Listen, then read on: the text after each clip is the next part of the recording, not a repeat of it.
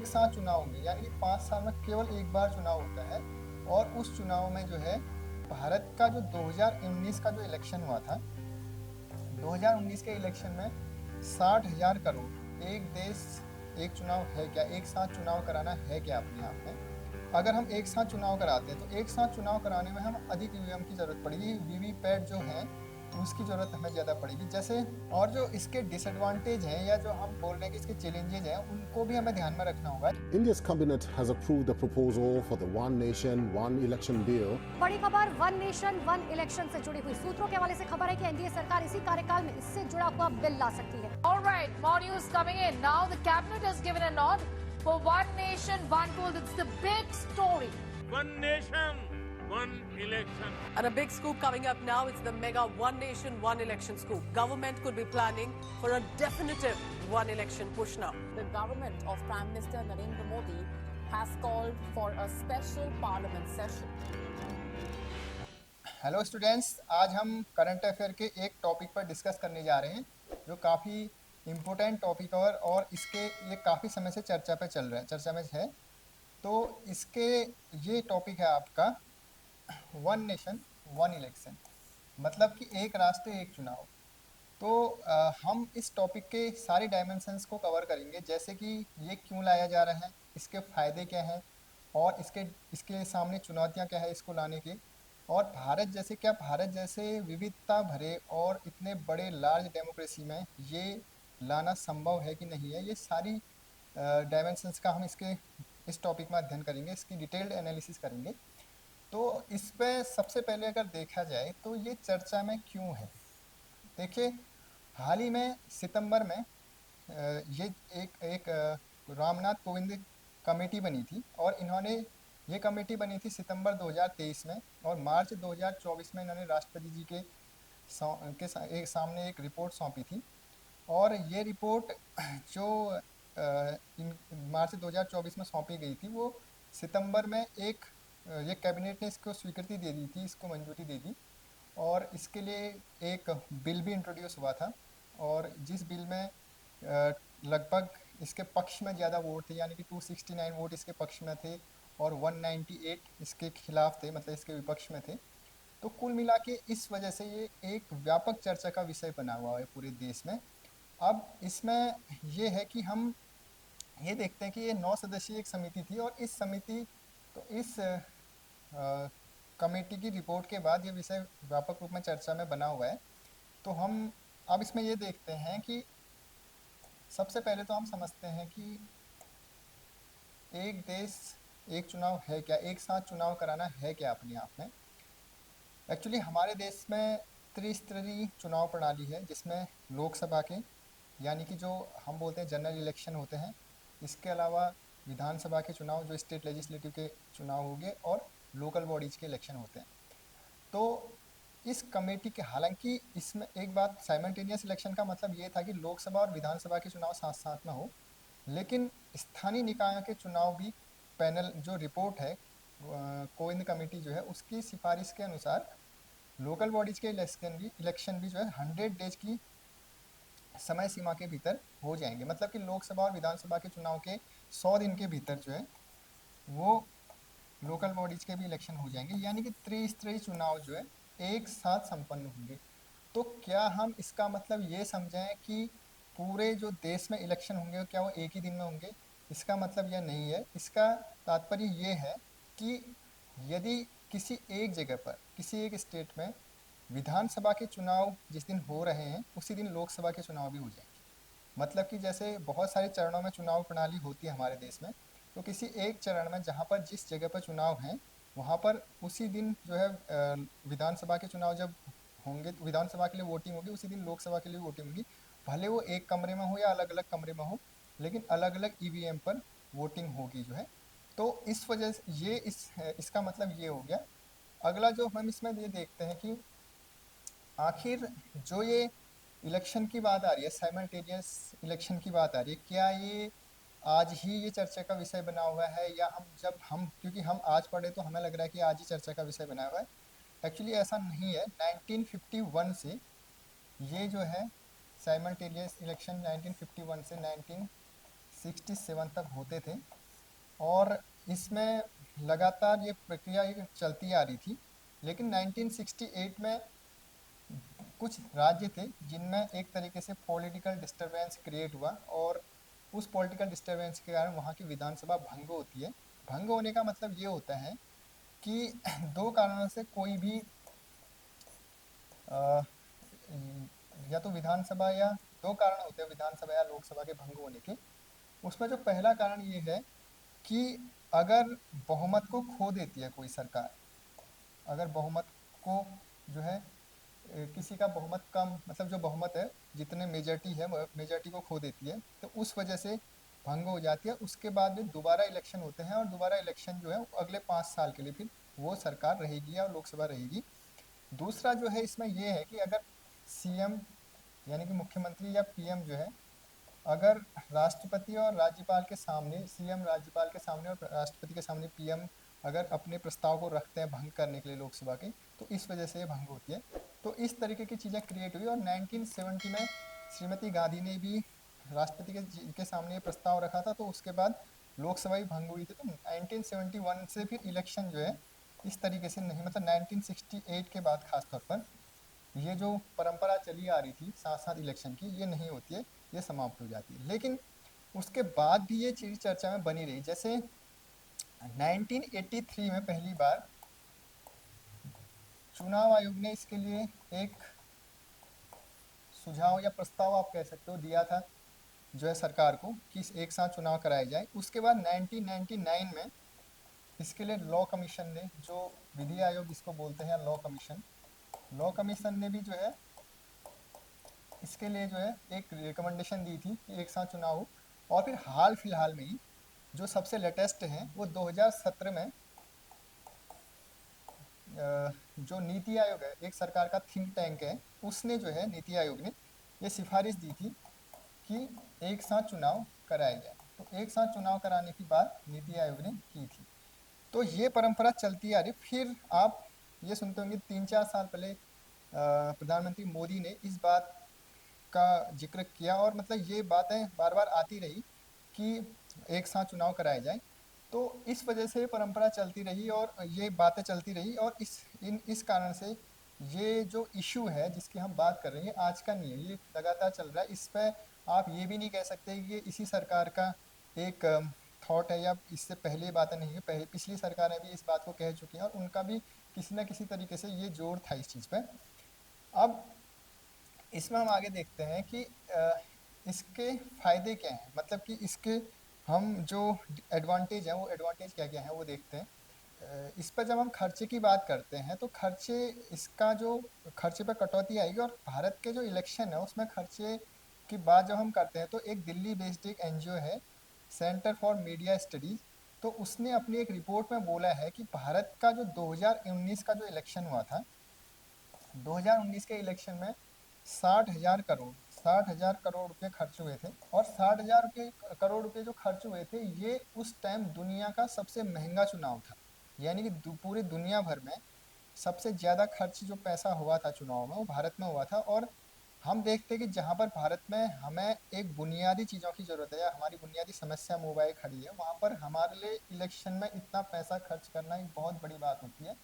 तो ये एक इसका हमें बेनिफिट रहेगा कि हमें एक साथ चुनाव अगर हम कराते हैं साइमल्टेनियस इलेक्शन हमारे होते हैं तो इसकी संभावना बनती है। हालांकि कुछ क्रिटिक्स का इसमें अलग पॉइंट ऑफ व्यू है वो मैं आपको उसके डिसएडवांटेज में डिस्कस करूंगा। लेकिन इतनी बात इस पर एक संभावना जताई जा रही है कि शायद इससे पैसा बचेगा। दूसरा जो हम इसमें देखते हैं कि less burden of security forces and poll officials, मतलब कि जो हमारे सिक्योरिटी फोर्सेज हैं चुनाव में उनकी ड्यूटी लगती है, मतलब उनकी आवाजाही बनती है यहाँ से मतलब एक स्थान से दूसरे स्थान पर ड्यूटीज़ लगती है, चुनाव अधिकारियों की लगती है। इसके अलावा बहुत सारे अन्य जो कर्मचारी हैं उनकी ड्यूटी लगती है। तो उससे कहीं ना कहीं काम बाधित होता है। तो जो काम में एक व्यवधान पैदा होता है उसकी बचत होगी, यानी कि हमारे देश में जो है काम में रुकावट नहीं आएगी। तो इस वजह से ये एक इसका दूसरा इम्पोर्टेंट फैक्ट जो पॉजिटिव एस्पेक्ट है। तीसरा जब हम देखते हैं इसमें कि शासन पर अधिक ध्यान दिया जाएगा। जैसे हम देखते हैं कि जो हमारे चुनाव होते हैं चुनाव में आप देखते होंगे कि सबसे पहले तो मॉडल कोड ऑफ कंडक्ट लगता है और आचार संहिता जिसको बोलते हैं।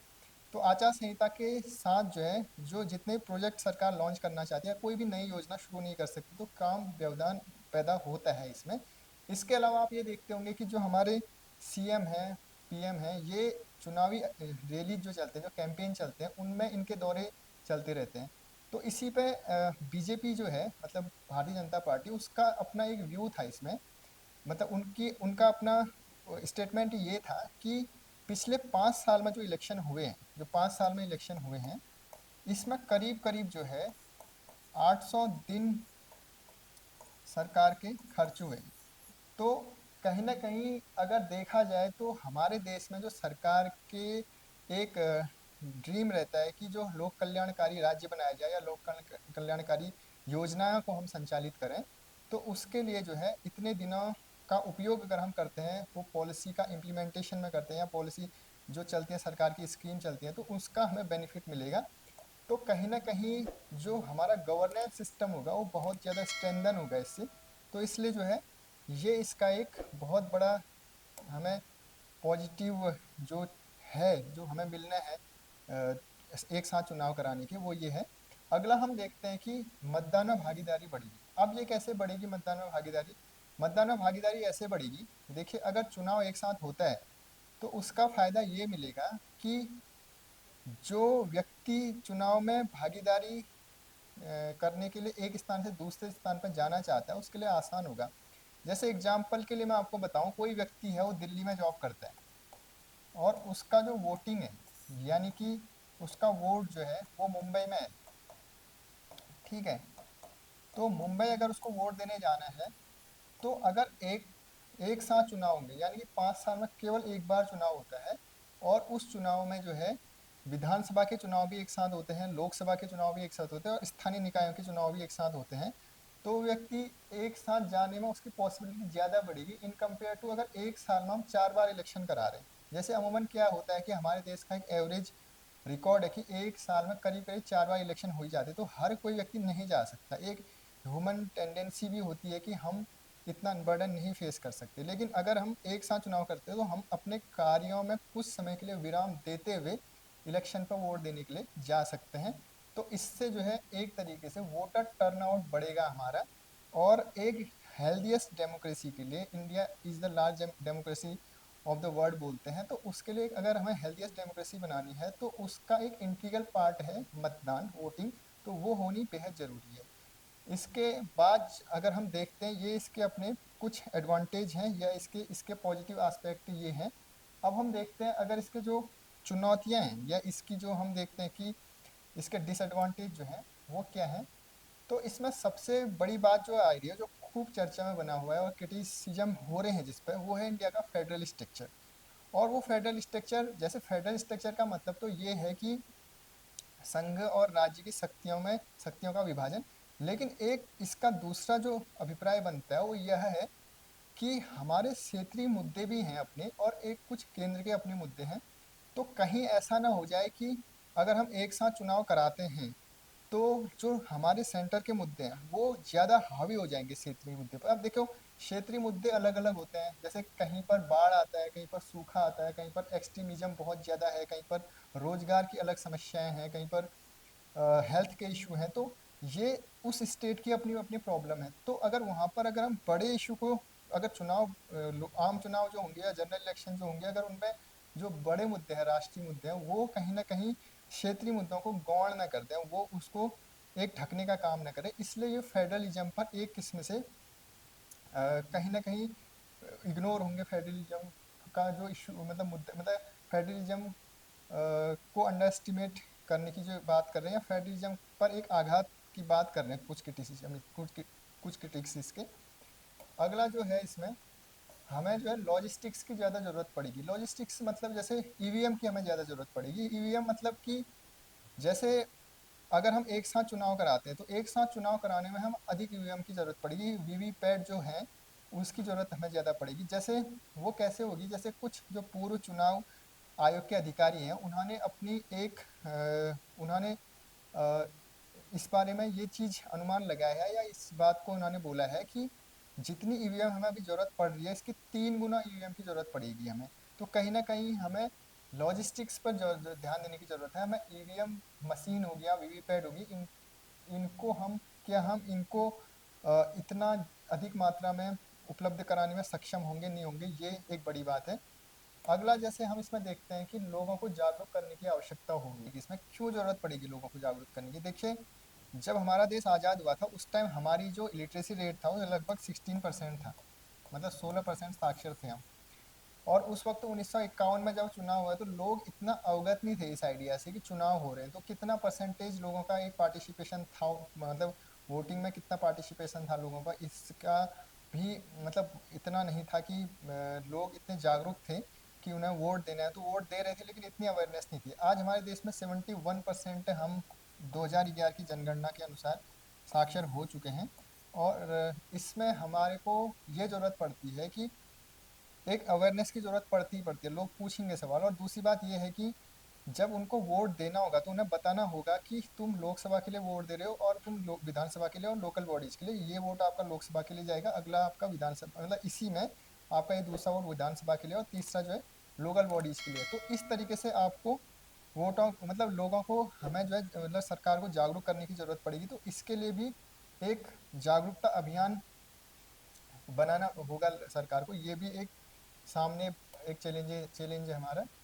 अब जैसे हम ये देखते हैं कि एक इसमें जो और है इशू जो चैलेंजिंग बनता है वो है लीगल क्लेम्स का। मतलब कि देखिए, हमारे देश में विधानसभा के चुनाव हैं, लोकसभा के चुनाव हैं, स्थानीय चुनाव हैं, वो एक साथ कराने के लिए हमें ये देखना होगा कि लोकसभा और विधानसभा जब भंग होती है तो उसके बाद हमें क्या करना होगा। मतलब कि अगर कोई विधानसभा भंग हो जाती है समय से पहले ही, और उसमें क्या जो इलेक्शन होंगे वो आने वाले 5 साल के लिए होंगे या फिर वो एक शेष अवधि के लिए जो चुनाव, शेष अवधि जो बची है उसके लिए चुनाव होंगे। इसके अलावा जब हम ये देखते हैं कि जो हमारी मतदाता सूची है या फिर हमारा जो स्टेट इलेक्शन कमीशन है और सेंट्रल इलेक्शन कमीशन है, वो दोनों इलेक्शन कमीशन क्या हमें मर्ज करने होंगे एक दूसरे के साथ, या जो है इसमें हम जो मतदाता सूची है हम एक करेंगे, किस तरीके से हम करेंगे। तो अभी हमारे सामने एक किस्म से लीगल चैलेंजेस भी हैं, लीगल इशू हैं यहाँ पर। तो इसको भी हमें ध्यान में रखना होगा। तो ये इसके एडवांटेज और डिसएडवांटेज हो जाते हैं। अगला हम जब देखते हैं इसमें जो इसका है मुद्दा, वो है एक्चुअली दुनिया में कहाँ कहाँ है। जैसे ये ऐसा नहीं कि भारत में ही हम एक देश एक चुनाव की प्रणाली को लेके आ रहे हैं, ये दुनिया में और जगह भी है। जैसे बेल्जियम है, स्वीडन है, ब्राज़ील है, दक्षिण अफ्रीका है। इसके अलावा इसमें इंडोनेशिया भी शामिल है जो एशिया में एकमात्र कंट्री है, इंडोनेशिया। और अमेरिका में भी एक साथ चुनाव होते हैं। तो जो ये एक साथ चुनाव होते हैं इन देशों में, क्या हमारे देश में भी पॉसिबल है? अब देखिए, भारत और इन देशों की कंपेयर करना, अगर हम करते हैं इन देशों के साथ कंपेयर, तो थोड़ा हमें ये देखना होगा कि भारत जो है एक विविधता भरा देश तो है ही और लार्जेस्ट पॉपुलेशन है यहाँ पर। तो इन देशों की जनसंख्या कम है, इतना विविध नहीं है, यहाँ पर विविधता है भी नहीं। तो भारत जैसे देश में, इतने बड़े जनसंख्या वाले देश में ये साथ में चुनाव कराना क्या पॉसिबल है, नहीं है, इस चीज़ को हमें ध्यान में रखना पड़ेगा। दूसरा, भारत का जो सिस्टम है इलेक्टोरल, वो first pass the post system है और यहाँ पर जो है अनुपातिक प्रतिनिधित्व की प्रणाली है। तो ये वहाँ उसका मतलब ये होता है कि भारत में तो ये है कि जैसे अगर कोई व्यक्ति जितना अधिकतम वोट प्राप्त कर रहा है वो मतलब वो जीत जाता है, वो कैंडिडेट जो है एक तरीके से विधायक या सांसद बन जाता है। लेकिन अन्य देशों का क्या है कि अगर वहाँ पर कोई अगर 30% वोट प्राप्त कर रहा है, जिन देशों की हम बात कर रहे हैं, तो उसको केवल 30 सीटें मिलेंगी। वो आनुपातिक प्रतिनिधित्व प्रणाली है, तो वहाँ का सिस्टम ही अलग है और दूसरा पॉपुलेशन का इशू है। तो ये हमें ध्यान में रखना होगा। इसके बाद जो है संवैधानिक संशोधन क्या क्या करने पड़ेंगे इसमें। जैसे संवैधानिक संशोधन, जैसे कुछ तो कमेटी जो है उसने अपनी रिपोर्ट में बताए हैं कि क्या क्या संशोधन हमें करने होंगे। और वो संशोधन ये है कि जैसे एक तो इसमें 82A है, हमें 82A लाना पड़ेगा जिसमें एक साथ चुनाव कराने की सुविधा करने का प्रस्ताव होगा। मतलब ये 82A ये बात करेगा कि एक देश एक साथ चुनाव हम कराएंगे, ये संशोधन में आएगा। उसके अलावा जैसे इसमें जो आएगा वो आएगा 83 और 172। इसमें ये कहा गया है कि जो विधानसभा है या फिर जैसे लोकसभा और विधानसभा है, उनका जो कार्यकाल है वो 5 साल का होता है। लेकिन अगर भंग हो जाती है, विधानसभा या लोकसभा भंग हो जाती है, तो इसके लिए क्या किया जाएगा? तो इसके लिए जो है ये कहा है, कोविंद कमेटी ने ये बोला है कि अगर वो भंग हो जाती हैं, तो जैसे मान लो 5 साल किसी का टेन्योर होता है, ठीक है, तो 5 साल टेन्योर है, अगर ये 3 साल में ही भंग हो जाती है, 3 साल में भंग हो जाती है, मतलब कि विधानसभा या लोकसभा जो है डिजॉल्व हो जाती है, और उसका मतलब फिर दोबारा इलेक्शन कराने की बात आती है। तो जो दोबारा इलेक्शन होंगे वो शेष अवधि के लिए होगी, मतलब जो दोबारा चुनाव होगा और चुनाव होने के बाद जो सरकार बनेगी वो केवल शेष अवधि के लिए बनेगी। शेष अवधि मतलब जो 2 साल इसके बच गए उसके लिए ये होगी जो है, ठीक है, 2 साल। तो इसलिए जो है ये कमेटी की रिकमेंडेशन है, ठीक है। इसके बाद जो है हम इसमें एक आर्टिकल जो देखते हैं, आर्टिकल 324A। 324A जो कहता है वो ये कहता है कि पार्लियामेंट को इंश्योर करने होगा local election occur simultaneous with in general election. मतलब कि एक तरीके से जो 324A है वो साथ में चुनाव कराने की बात करेगा, यानी कि लोकसभा के चुनाव भी और विधानसभा के चुनाव भी साथ में होंगे, और पार्लियामेंट को ये शक्ति प्रदान करेगी कि वो लोकल बॉडीज के इलेक्शन भी एक साथ करेंगे। मतलब क्योंकि ये संसद के द्वारा पारित होंगे तो संसद इसको निर्धारित करेगी। अगला जैसे 325(2) है, तो introduce single election electoral roll for all election to be managed by ECI, reducing role state election commission to a consultative capacity. जैसे अब क्या है कि स्टेट में स्टेट इलेक्शन कमीशन जो है वो इलेक्शन करवाती है और सेंटर में सेंट्रल इलेक्शन कमीशन करवाती है। तो क्या इसमें ये प्रावधान किया गया है कि ECI को, मतलब कि इलेक्शन कमीशन ऑफ इंडिया को, ये पावर दी जाएगी कि वो दोनों इलेक्शन कराने की एक सिंगल बॉडी होनी चाहिए, तो इलेक्शन कमीशन ऑफ इंडिया होगी। अगला जो है हम इसमें एक चीज़ और भी है इसमें कि जैसे मतदाता सूची होती है, मतदाता सूची जो है वो एक अलग अलग मतदाता सूचियाँ अभी बनी रहती हैं, तो उसके बाद जो है जब एक साथ चुनाव होंगे, क्या हम एक मतदाता सूची बनाएंगे, तो उसका भी एक सुझाव दिया गया है कमेटी के द्वारा। तो ये सारी बातें थी इसमें कि इसके फ़ायदे क्या थे, नुकसान क्या थे, इसके अलावा एक इसका जो हिस्टोरिकल प्रोस्पेक्ट क्या था। तो ये बातें, इसके बाद हम एक निष्कर्ष पर हम जब पहुंचते तो निष्कर्ष ये आता है सामने कि अगर हम एक साथ एक देश में एक साथ चुनाव कराते हैं उससे फ़ायदे तो हमें होने ही हैं। जैसे हमारा गवर्नेंस सिस्टम सुधरेगा, हमारे पैसों की बचत होगी। इसके अलावा जो एक तरीके से देश में एक माहौल बनता है, कई बार आप देखते होंगे कि एक सांप्रदायिक माहौल बनता है, उसमें भी कमी आएगी, वो उस तरह की चीज़ें नहीं होंगी बार बार। और जो एक डिस्टरबेंस होता है काम काज में या गवर्नेंस में, वो तो नहीं होगा। लेकिन जो चुनौतियां हैं उन चुनौतियों को भी ध्यान में रखना होगा। जैसे जो हमारा फेडरल सिस्टम को एक क्रिटिक्स का कहना ये है कि आघात पहुंच रहा है, तो उसको ध्यान में रखना पड़ेगा। और जो इसके डिसएडवांटेज हैं या जो हम बोल रहे हैं कि इसके चैलेंजेज हैं, उनको भी हमें ध्यान में रखना होगा। जैसे हम अपने फेडरल सिस्टम की बात कर रहे हैं, उसको कहीं उसको मजबूती मिले, उसको आघात न पहुंचे, मतलब एक एकीकृत व्यवस्था न हो देश में। इसके अलावा जो हमारे त्रिस्तरीय प्रणाली है, मतलब जो हमारे तीसरी प्रणाली है चुनाव की, जैसे कि जो स्थानीय निकाय है उन पे इम्पैक्ट न पड़े, उनकी लीडरशिप पे इम्पैक्ट न पड़े, क्योंकि उनके अपने इशू हैं। तो सब चीज़ों को ध्यान में रखते हुए एक लार्ज डिस्कशन के बाद ये चीज़ें होनी चाहिए। और ये अगर देश में मतलब एक सामूहिक राय बनती है, यानी कि एक कंसेंसस बनती है, तो उसके बाद जो है ये आगे को बढ़ेगा। तो आज का टॉपिक हम यहीं पर क्लोज करते हैं। धन्यवाद। और आगे के लिए भी हम इसी तरीके से चीज़ों पर डिस्कस करेंगे। Thank you.